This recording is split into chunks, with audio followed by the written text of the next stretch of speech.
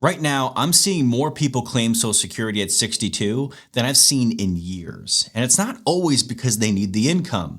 A lot of times it's because they're nervous. They're hearing headlines that Social Security is running out of money, and their reaction is, I better grab it before they change the rules.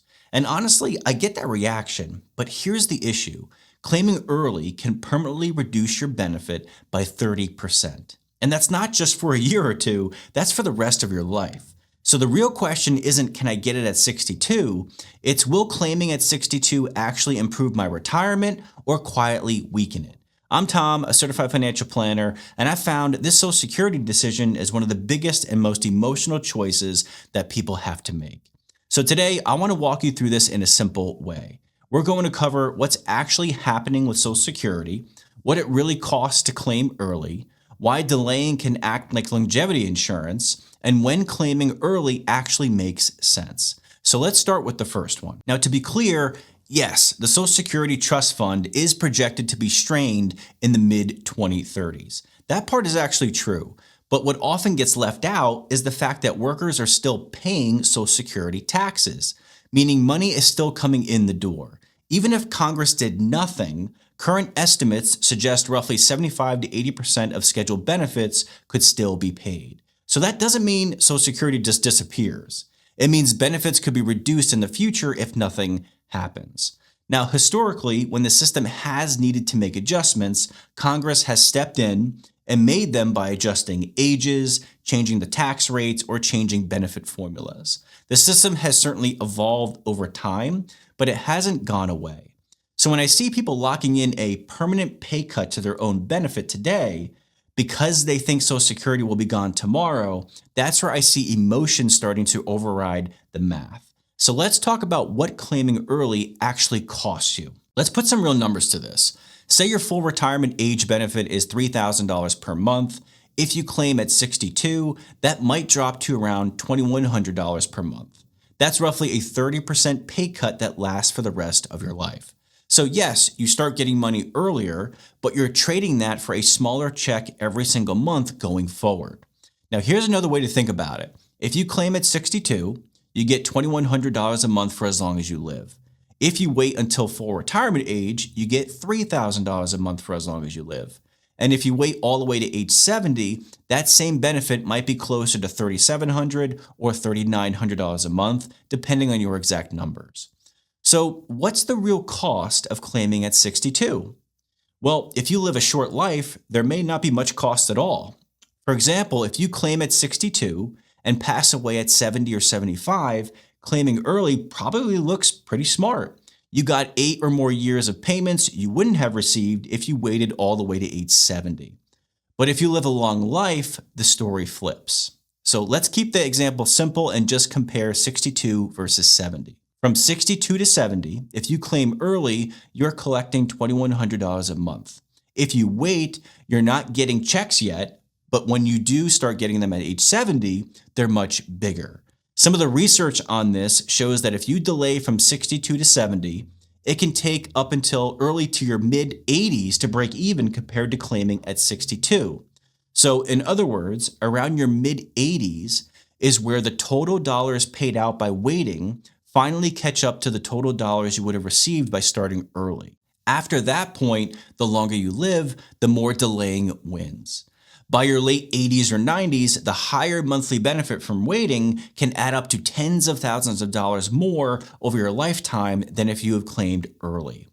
So the true cost of claiming early is this. You're accepting a permanent pay cut on every future check, which can really hurt you if you or your spouse end up living a long time. And that leads to the key question that I always ask, which is, what if you're the one who lives longer than average? Or what if your spouse lives well into their 90s? When you look at it that way, waiting to claim can feel more like buying insurance, so you don't end up living a long life on too small of a Social Security paycheck. And here's what I mean. Most people think of Social Security as just another paycheck. I think a better way to look at it is as insurance against living a long time. When you delay taking your benefit grows each year you wait up until age 70. It also adjusts for inflation, it's backed by the federal government, and it's not bouncing up and down with the stock market every single day. For someone who lives into their 80s or 90s, the effective return on delaying can be surprisingly strong compared to conservative investments like bonds or CDs. Now, what I mean by that is by waiting, you're essentially trading 8 years of smaller checks from 62 to 70 for a much larger inflation-adjusted check for the rest of your life. And when researchers run the math on those cash flows, the built-in growth you get from delaying often beats what you'd realistically earn over time in safe investments like government bonds or bank CDs. So if your goal is a steady, reliable income later in life, delaying Social Security can act like a built-in investment that quietly pays off the longer you live. Think about the 3 biggest retirement risks. We have if you live longer than you expected, inflation eats away at your purchasing power, and markets underperform when you need them the most. Delaying Social Security helps hedge all 3 of those at once, and that's a powerful combination. And if you're married, this matters even more. The higher earners benefit often becomes the survivor benefit. So delaying the larger check doesn't just protect you, it can significantly increase what your spouse receives if they outlive you. Really important to understand, and you'll almost never hear about that part in the headlines. But delaying is not automatically the right move for everyone, so let's talk about when claiming early actually makes sense. First, claiming Social Security early is not wrong. It's a trade-off, right? In some situations, it can absolutely be the smarter move. So here are a few cases where claiming early can make sense. First is you genuinely need the income for essential expenses now. If Social Security is the difference between paying the mortgage, keeping the lights on, buying groceries or not, that's a strong reason to claim. In that case, the priority is stability today, not squeezing out every last dollar of the system 25 years from now. And second is you have serious health concerns or you expect a shorter life expectancy. If you and your doctor reasonably expect a shorter retirement, it could be more logical to take the money earlier. You may not live long enough to benefit from a larger check at age 70, so getting more years of smaller checks can be the better outcome for you. Third is if you have limited savings and withdrawals would put too much pressure on your portfolio. So let's say you don't have a huge IRA or 401k, and the only way to delay Social Security would be to drain your investments quickly. Well, in that case, claiming earlier can actually help protect your nest egg. A steady Social Security check now may let you take smaller withdrawals, which can help your money last longer. And fourth is you have a specific near-term plan for the extra cash. Sometimes people want to claim early to pay off high-interest debt or a mortgage, which can lower their ongoing monthly expenses.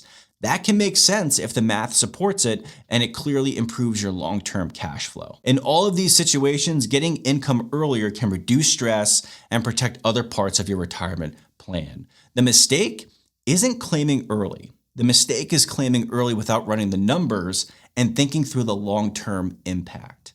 The key is that it should be an intentional, thoughtful decision, not a panic reaction to a headline about Social Security running out of money. Because once you claim, remember, that reduction in your benefit is mostly permanent. So give this decision the same level of care you'd give to when you were buying a house or retiring from your job. It's just as important. So at the end of the day, Social Security is not disappearing. It'll just continue to change over time. There's also no one-size-fits-all answer, right? It's not that easy. Everybody's got a different situation. The right move depends on your cash flow, your health, your spouse's situation, and your overall retirement plan. So if you're within about 5 years of retirement and you're looking for some help talking through all these moving pieces, click the link below the video and I'd be happy to discuss your numbers and the trade-offs you might be facing. Thanks for watching, everybody. I'll see you in the next video.